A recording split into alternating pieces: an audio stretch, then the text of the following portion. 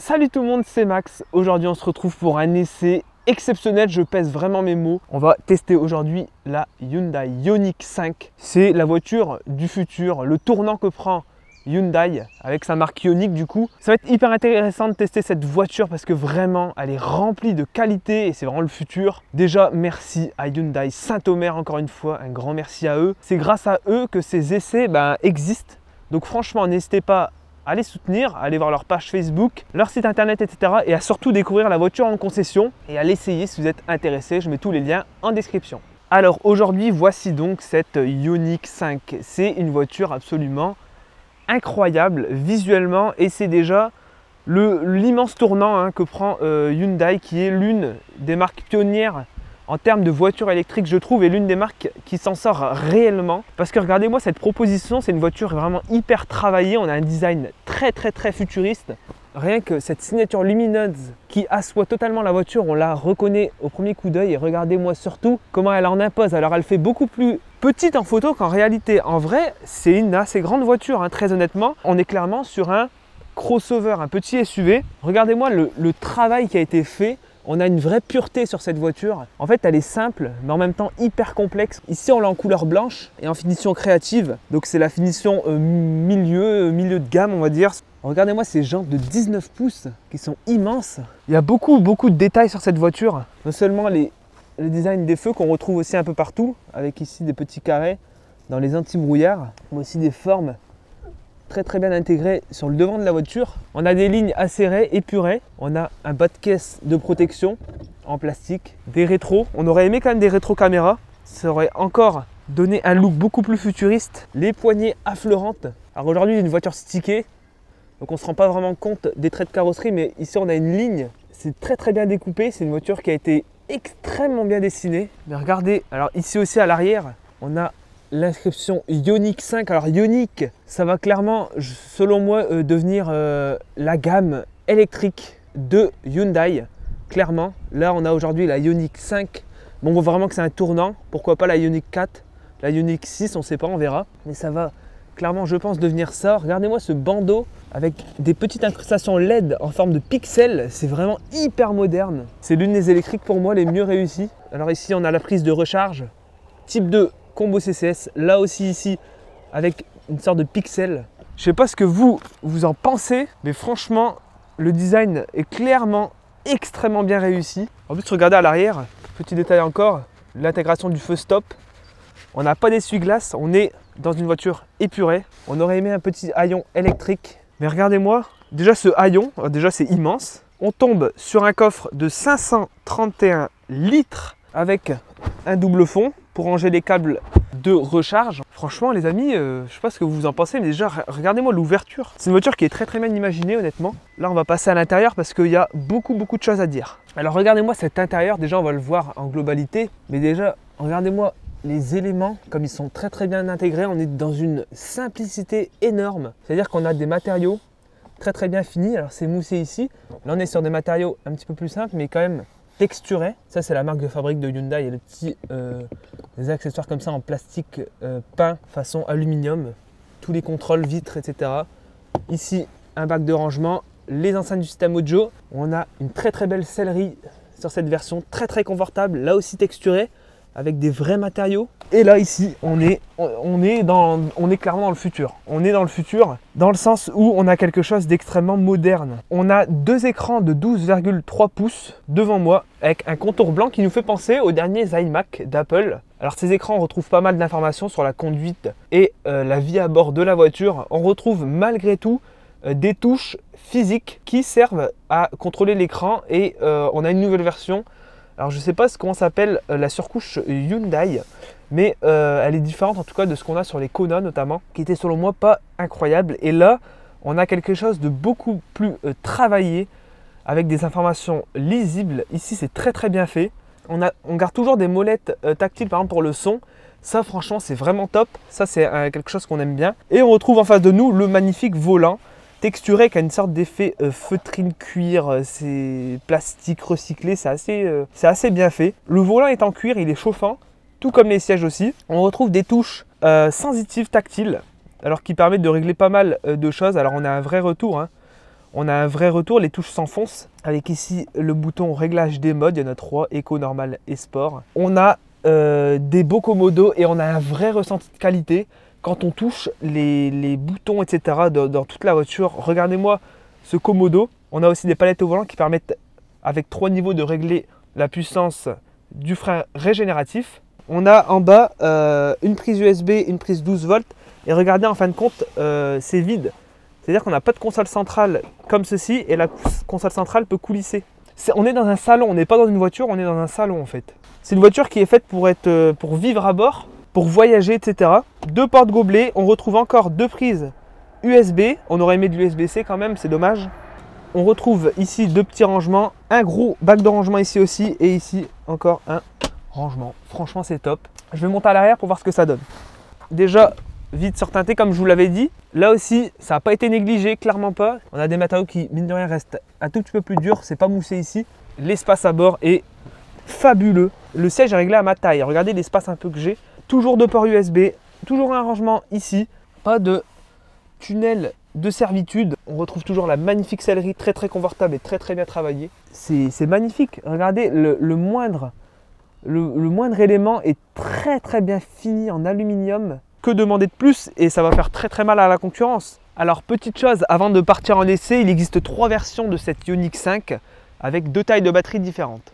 On a le premier modèle avec la batterie de 58 kWh et 170 chevaux de puissance. Ensuite 2 modèles avec la batterie de 73 kWh. Le premier offre 218 chevaux, c'est la version que j'ai là aujourd'hui à l'essai. Et une autre version de 306 chevaux qui est en transmission intégrale 4 roues motrices. Donc voilà la version que j'ai à l'essai qui est annoncée donc à 480 km d'autonomie WLTP. Donc voilà, on va partir en essai de cette Ioniq 5, mais avant tout, petit plan de la voiture stylée avec de la musique. C'est parti!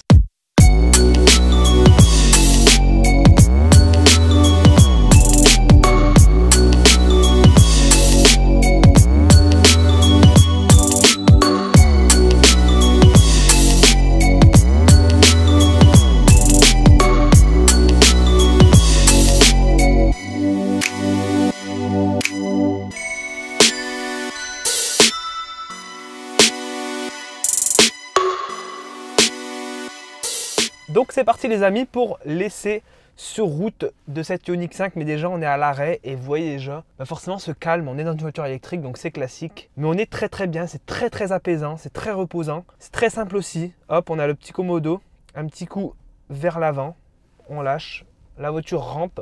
Là je suis en mode donc normal, on peut régler donc les modes comme je vous ai dit directement avec le petit commodo sur le volant. Ça va changer aussi l'affichage qui pour le coup est vraiment clair. On a une vraie clarté, tout a été bien imaginé pour être simple. On a la vitesse à gauche et l'autonomie à droite, une boussole au milieu.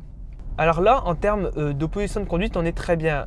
Le siège on peut le régler donc électriquement, c'est à dire que là je peux me baisser un tout petit peu et là franchement on est top. Franchement par rapport à l'ancienne Ioniq, ça n'a rien à voir. Honnêtement, c'est un bond de géant que nous fait Hyundai. Très clairement, c'est assez fou, hein. Ce qu'on nous propose ici, c'est le tournant en fait. C'est vraiment la voiture tournant. Et enfin, on a quelque chose d'original parce que les voitures maintenant se ressemblent un peu toutes. Alors, pour parler déjà un peu de la voiture, en termes de commande, c'est hyper clair. On a le freinage régénératif qui serait donc sur les petites palettes derrière le volant, donc plus et moins. On est habitué, Hyundai nous fait ça depuis quelques temps maintenant. On a donc 3 niveaux, on peut même le désactiver. Là je suis en niveau 0, donc la voiture rampe totalement. Je peux l'augmenter en niveau 1, l'augmenter en niveau 2 et encore une fois en niveau 3. Pour parler un peu de recharge, la Ioniq 5 a un chargeur intégré en courant alternatif de 11 kW maximum. Et on peut aller en recharge rapide jusqu'à 220 kW de puissance de recharge. Et en plus, point important à signaler tout de même, on est sur une architecture 800 volts. Ça change quoi?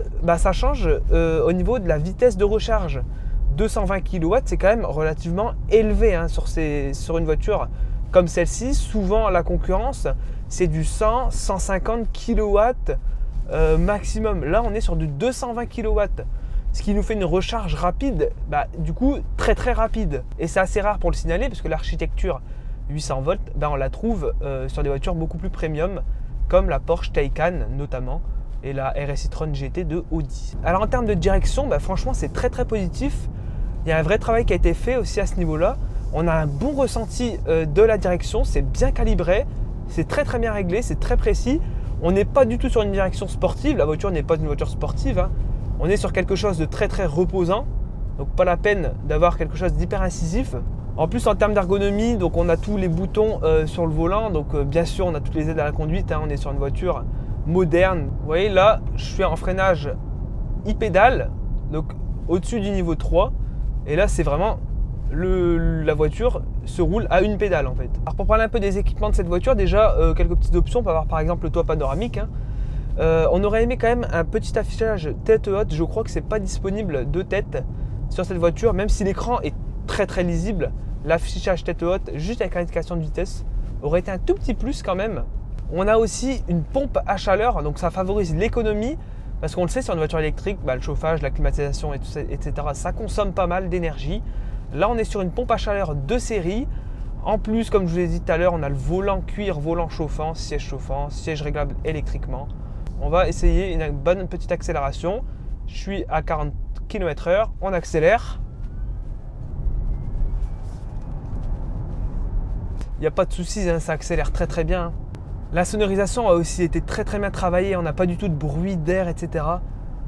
J'entends aucun bruit dans cette voiture. Elle sera autant agréable sur la route comme celle-ci, même partant dégradée, qu'en ville, que sur autoroute. Pour faire de la grande route, franchement c'est top. Alors c'est très bien amorti aussi, vous voyez là la route était assez dégradée. La suspension est vraiment pas trop dure, c'est vraiment typé confort hein, pour le coup. Alors vous le voyez ici, je peux changer donc l'affichage de l'écran. On peut avoir la consommation, le nombre de kilomètres sur un parcours donné, la boussole, la pression des pneus. Donc comme je vous le disais, on a plusieurs affichages. Donc 65% c'est l'autonomie de la batterie restante, ce qui fait donc 256 km. Si je me mets en mode normal, on aura 264 km d'autonomie.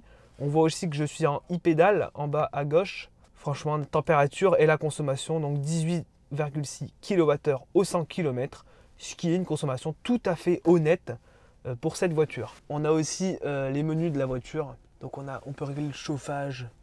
Enfin voilà quoi, c'est très classique. Ici, on peut avoir pas mal de caractéristiques, de statistiques, etc. sur la voiture, la navigation de téléphone, les paramètres. Ça marche très bien, regardez la réactivité. On est sur quelque chose qui n'a plus rien à voir avec ce qu'on avait avant. Hein.